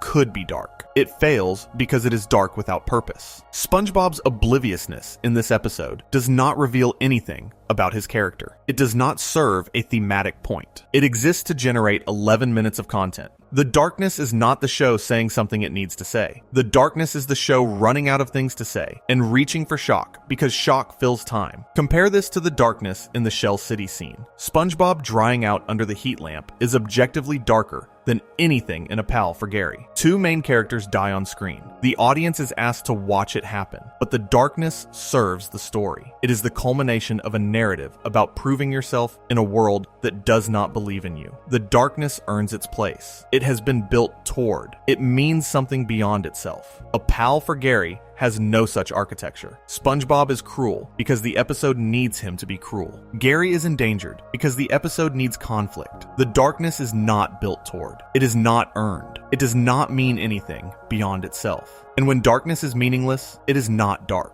It is just unpleasant. Season 7's one-course meal presents a similar problem, but in a different register. In this episode, Mr. Krabs discovers that Plankton is afraid of whales. Rather than using this information strategically or ignoring it entirely, Mr. Krabs begins disguising himself as Pearl and terrorizing Plankton on a daily basis. The terror is sustained. It is not a one-time prank. It is systematic psychological warfare. Plankton, the show's perpetual antagonist, is reduced to a trembling, desperate figure who, at the episode's lowest point, lies in the street and waits for a bus to run him over. The scene reads as a suicide attempt. It may or may not have been intended as one, but the visual language, a character lying prone in the path of an oncoming vehicle, having been driven to despair by sustained abuse, communicates something specific regardless of authorial intent, and the show does not engage with what it has depicted. Mr. Krabs, faces no consequences. The episode frames his behavior as a victory. The audience is expected to view Plankton's destruction as justice, because Plankton is the villain and Mr. Krabs is the hero. But Mr. Krabs is not a hero. Mr. Krabs, in the first 3 seasons, was a complex character whose greed was both comedic and tragic. The show allowed him to be sympathetic, even when his behavior was selfish. The later seasons flattened that complexity until Mr. Krabs was nothing but the greed, and the greed, freed from any psychological grounding, became monstrous. One course meal is what happens when a character who was originally written as a scared man clinging to money is rewritten as a man who enjoys causing pain. The character has the same name, the same voice, the same design. He is not the same character. These episodes, A Pal for Gary, One Course Meal, and others like them, are not representative of every post-movie episode. They are the extremes. But the extremes of a show reveal its boundaries. And the boundaries of the post-movie era include territory that the first 3 seasons would never have entered. The early show could be cruel, but its cruelty always served a purpose. Squidward's suffering so that his rare victories would feel earned. Mr. Krabs' greed revealing his fear. SpongeBob's persistence testing Squidward's defenses. The later show's cruelty was often purposeless, existing because the episode needed something to fill 11 minutes, and the writers had exhausted the character dynamics that used to fill them naturally. The effect of Hillenberg's return extended beyond individual episodes. It changed the way the show thought about itself. Under Tibbett, the show had drifted toward a model where episodes were essentially self-contained comedy sketches, funny situations involving familiar characters, with no connective tissue between them and no accumulation of character truth across episodes. Under Hillenberg's renewed influence, the show began to recover a sense of its characters as persistent beings whose experiences mattered beyond the 11 minutes in which they occurred. This is a subtle thing, and it is easy to miss if you are watching individual episodes rather than watching the shift across a season. But it is visible. The second half of Season 9 contains episodes where characters reference past experiences without being prompted by the plot to do so. Episodes where SpongeBob's behavior is informed by established patterns rather than reset to a default. Episodes where the comedy grows out of who the characters are rather than what situation they have been placed in. These are not groundbreaking narrative innovations. They are basic elements of character-driven comedy, and the fact that their return was noticeable tells you how far the show had drifted from them. Season 11, which premiered in June 2017, is often cited as the high point of the Renaissance era. Episodes from this season demonstrate a comfort with emotional specificity that the show had not displayed since the early years. The animation, while different from the hand-drawn warmth of the first 3 seasons, brighter, more digitally polished, with more fluid movement, developed its own identity rather than attempting to replicate a style that could not be replicated. The show had stopped trying to be what it used to be and started trying to be the best version of what it now was. That is a more honest and more sustainable creative position, and it produced episodes that, while not matching the peaks of seasons 2 and 3, were recognizably the work of a show that understood its own characters and cared about getting them right. Hillenberg was involved in the production of Season 12, which began airing in November 2018. His death came midway through its production. The season is, in some respects, his final work, the last batch of episodes to carry his direct input, his notes, his corrections. The quality is uneven, as all long-running animated seasons are, but the foundation is solid. The characters behave like themselves. The comedy grows from character rather than being imposed on it. The show knows what it is, and that knowledge, that self-awareness, that grounding in a specific creative identity is Hillenberg's final gift to the show he created. Before we move on, if you are enjoying this analysis, please consider subscribing. It helps the channel tremendously. There is a coda to this story, and it is both hopeful and devastating. But before reaching it, there is something to be said about what SpongeBob became in the culture, while the show itself was struggling to remain what it had been. The first 3 seasons of SpongeBob SquarePants did not just produce good television. They produced a shared vocabulary. SpongeBob entered the culture at a specific moment, the turn of the millennium, the earliest years of broadband internet. The period when Nickelodeon was the undisputed king of children's cable, and when the children watching it were the generation that would grow up to build meme culture. SpongeBob was not the only show those children watched, but it was the show that felt most like their own. The show premiered in 1999 and peaked in cultural saturation between 2001 and 2004, the exact years of the first 3 seasons broadcast and the movie's release. This was the period when SpongeBob became not just popular, but inescapable. The show was drawing over 50 million viewers a month at its height. The merchandise was everywhere. SpongeBob's face appeared on clothing, school supplies, fast food packaging, bathroom accessories, bed sheets, Band-Aids. By 2009, the franchise had generated an estimated $8 billion in merchandise revenue. The yellow sponge in SquarePants had become one of the most recognizable fictional characters on the planet, rivaling Mickey Mouse and Bugs Bunny in sheer cultural penetration. But the cultural footprint was not just commercial, it was linguistic. SpongeBob gave an entire generation a way to talk. The phrase "I am ready" became shorthand for nervous optimism. The image of Patrick raising his hand and asking, "Is mayonnaise an instrument?" became shorthand for innocent stupidity. Squidward's perpetual misery became shorthand for adult disillusionment. SpongeBob memes do not function the way most memes function. Most memes are disposable. They capture a moment, circulate for a week, and disappear. SpongeBob memes persist because they are not capturing moments. They are capturing states of being.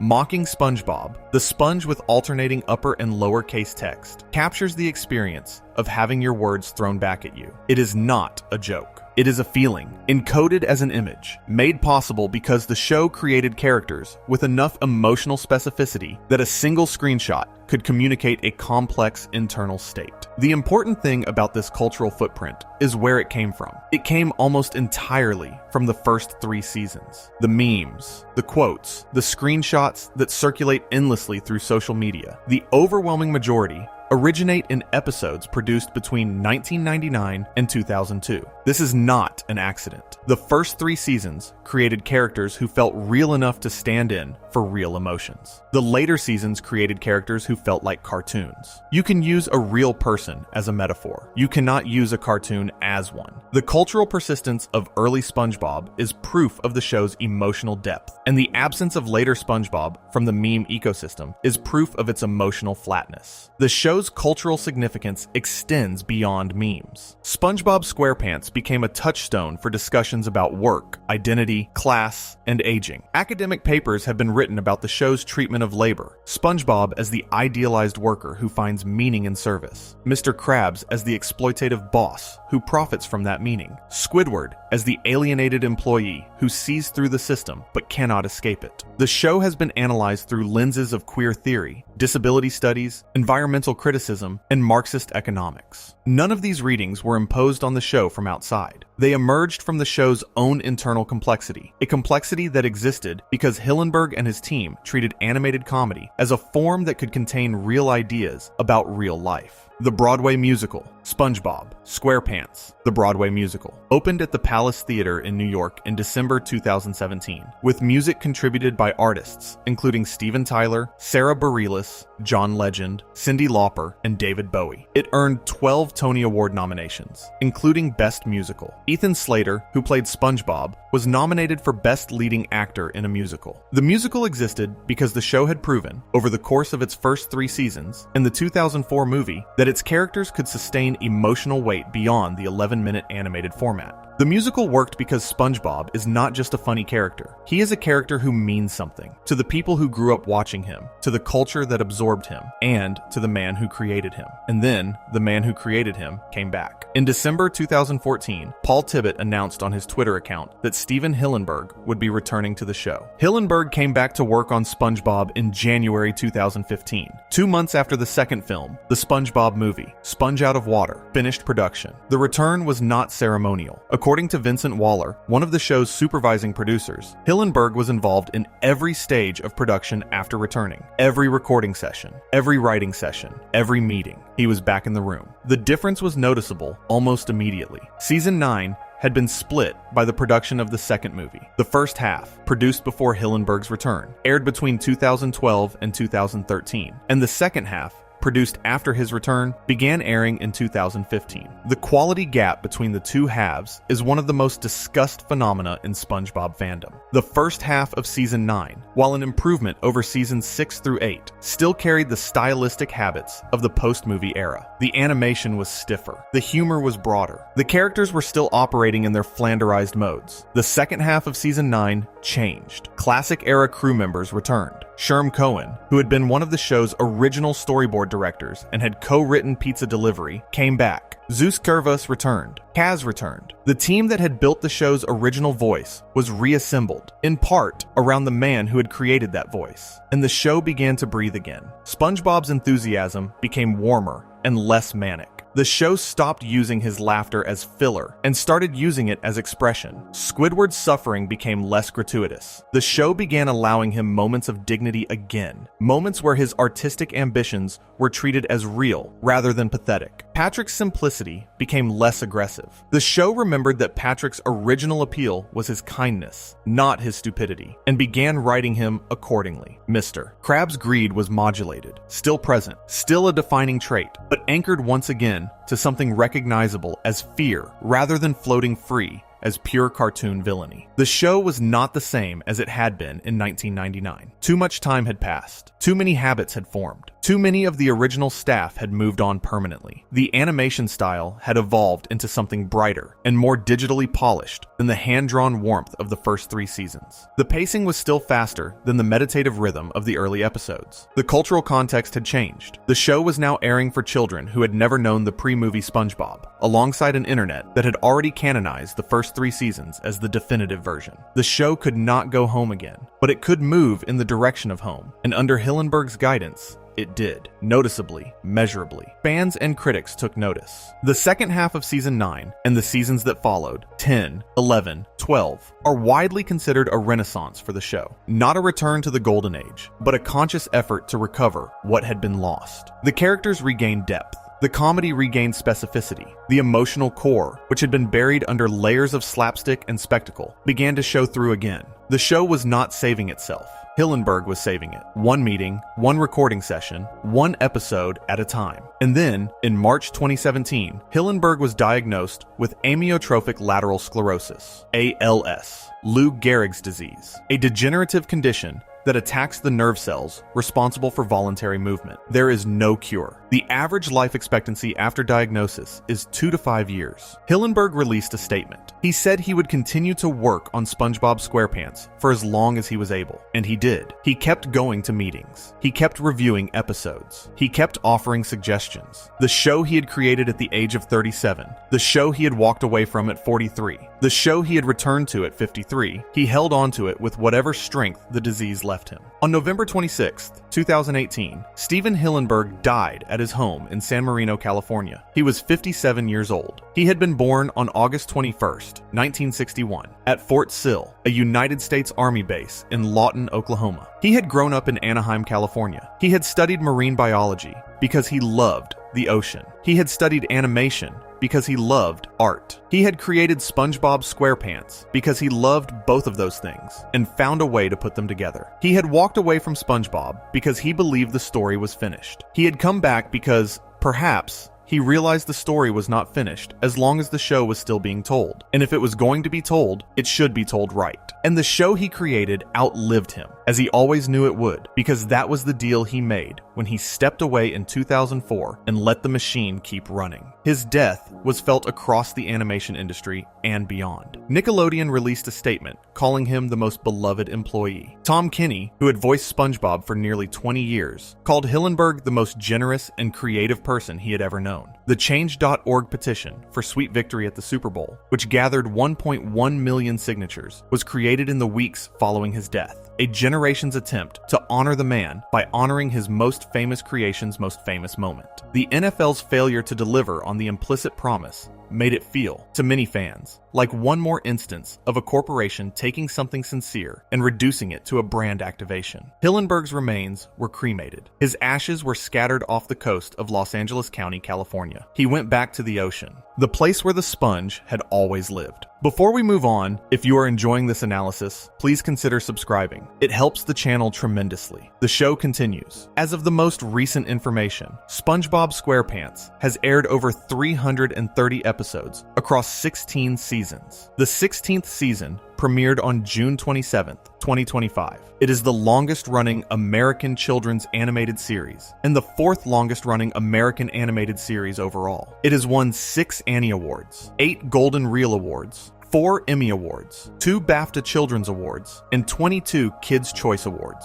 It has generated billions of dollars in merchandise revenue. It has spawned 3 theatrical films, 2 spin-off series, Camp Corral, SpongeBob's Under Years, which premiered on Paramount Plus on March 4th, 2021, and The Patrick Star Show, which premiered on Nickelodeon on July 9th, 2021, and a Broadway musical. It is, by any commercial measure, one of the most successful animated properties in the history of television. The show, after Hillenberg's death, has continued under the supervision of Mark Zeccarelli and Vincent Waller, who took over as showrunners during season 9. The quality has remained closer to the Renaissance era than the Dark Age, though without Hillenberg's direct involvement, the conversation about what SpongeBob is and what it should be remains ongoing. Every new episode exists in the shadow of 2 different legacies: the creative legacy of the first 3 seasons and the commercial legacy of the franchise's unstoppable profitability. The show cannot escape either. It cannot return to the first 3 seasons because those seasons were made by a specific group of people at a specific time under specific conditions. It cannot stop being profitable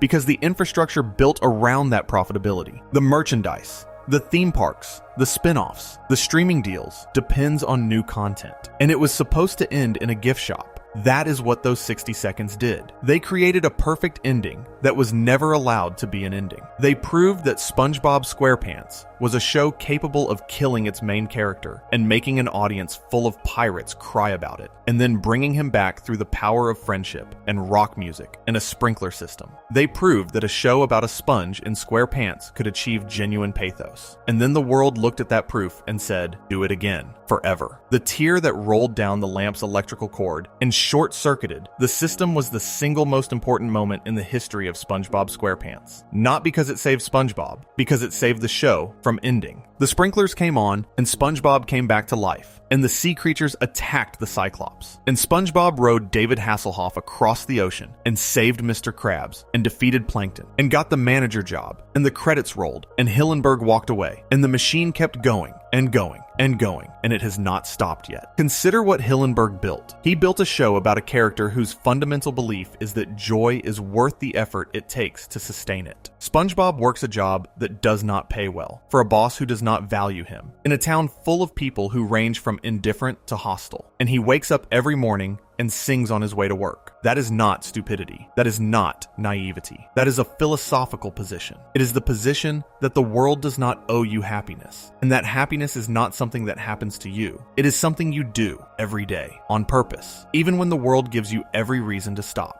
Hillenberg understood that this position is both heroic and heartbreaking. Heroic because it requires more strength than cynicism. Heartbreaking because it will never be rewarded. SpongeBob will never be promoted. SpongeBob will never be appreciated by Squidward. SpongeBob will never be paid what he is worth. The show knew this from the beginning. It was never hiding it. The optimism and the sadness were always the same thing, viewed from different angles. The movie took that understanding to its logical conclusion. It asked, what happens when the optimism fails? What happens when SpongeBob, the character who has sustained himself through sheer force of cheerfulness, runs out of force? The answer was Shell City. The answer was the heat lamp. The answer was a yellow sponge, lying flat on a table, dried out, admitting that he failed. And then the show brought him back, not through strength, not through maturity, through tears, through the Goofy Goober song, through the very thing the world told him to be ashamed of, his childishness, his silliness, his refusal to be anything other than what he is. The movie's final argument is that SpongeBob's weakness is his strength. His vulnerability is his power. The tear that saved him was not a weapon. It was an honest expression of grief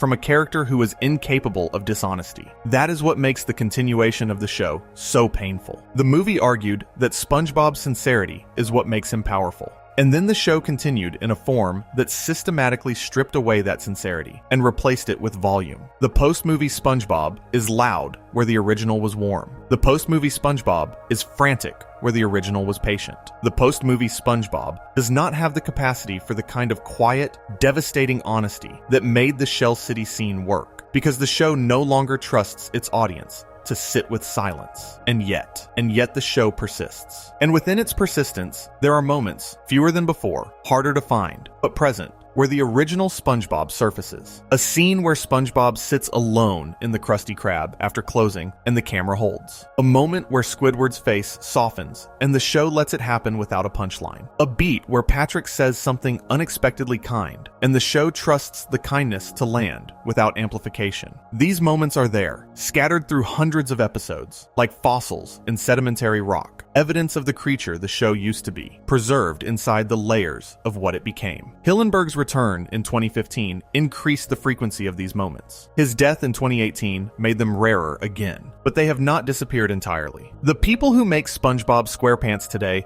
are not the same people who made it in 1999, but some of them learned from those people, and some of them carry the memory of what the show was and what it could be. And they put that memory into their work when the schedule allows and the network permits and the moment is right. Somewhere in Shell City, there is still a heat lamp. It is still on. And SpongeBob is still under it, in a way. Not the SpongeBob who sings the Goofy Goober song with his dying breath. Not the SpongeBob who rides a rock across the desert to deliver a pizza. Not the SpongeBob who rallies a band to play Sweet Victory for a man who does not know how to ask for help. Not the SpongeBob who tells a con man he will have no love and means it with his whole heart. Not the SpongeBob who sits in a void called nowhere and misses his best friend and does not know how to say it. That SpongeBob ended in 2004 in a movie theater under a lamp, the way his creator intended. The SpongeBob who continues. The SpongeBob who airs new episodes and sells new merchandise and generates new memes and fills new seasons and plays on streaming services in children's bedrooms while they fall asleep is the one the sprinklers brought back, the one the network resurrected. And like all resurrections that happen not because of love, but because of money, something was lost in the return. Not the body, not the voice, not the square pants, or the spatula, or the pineapple, or the snail. What was lost was the thing that made the death scene matter. What was lost was the specific quality of a character whose creator knew exactly when to let him go. Steven Hillenberg knew when to end the story. He wrote the ending. He directed the ending. He animated the death. And he animated the resurrection. And he let the credits roll. And he walked away. The fact that the story kept going after he walked away is not his failure. It is the world's failure to accept that some things are finite. That a show can be complete. That a character can have a final scene. That 60 seconds under a heat lamp in a gift shop can be enough. Can be everything, can be the end. 60 seconds, a heat lamp, a tear shaped like a heart, a short circuit, a sprinkler system, a character who died and came back and was never quite the same. That is the story of how 60 seconds completely changed SpongeBob SquarePants. Not the 60 seconds on screen. The 60 seconds in the boardroom after the box office numbers came in. When someone decided that the most profitable sponge in the world could never be allowed to rest. The show goes on. The show always goes on. And somewhere, under the surface, under the layers of seasons and spin-offs and merchandise and memes, the version of SpongeBob that Hillenberg built, the one who worked the fry cook job because he chose to, who loved his neighbor because he decided to, who protected a pizza across a desert because a commitment is a commitment, who sang the dumbest song in the world with his last breath because that was the truest thing he knew how to do, is still there, still under the lamp, still dried out, still waiting for an ending that nobody is willing to give him. But the tear is still falling. The heart-shaped droplet is still rolling down the wire. And somewhere, in the memory of everyone who watched those 60 seconds and felt something crack open inside them, the sprinklers are still coming on. Not the network sprinklers. Not the ones that brought the show back for commercial reasons. The other ones. The ones that activate when something real is happening on screen and a viewer recognizes it and carries it with them for the rest of their life. Those sprinklers never turn off. Those sprinklers are the reason the first 3 seasons persist in the culture, while the later seasons fade. Those sprinklers are the reason a petition for a song at the Super Bowl gathered 1 million signatures. Those sprinklers are the reason a man's ashes were scattered in the ocean, and his creation is still alive. The show may have lost what made it special. The moment never did. 60 seconds in a gift shop on a beach. A sponge and a starfish, dried out, singing a song they love. The dumbest song, the truest song, the last song. That is what 60 seconds can do. If you enjoyed this video essay, make sure to subscribe. Thanks for watching, and I will see you in the next.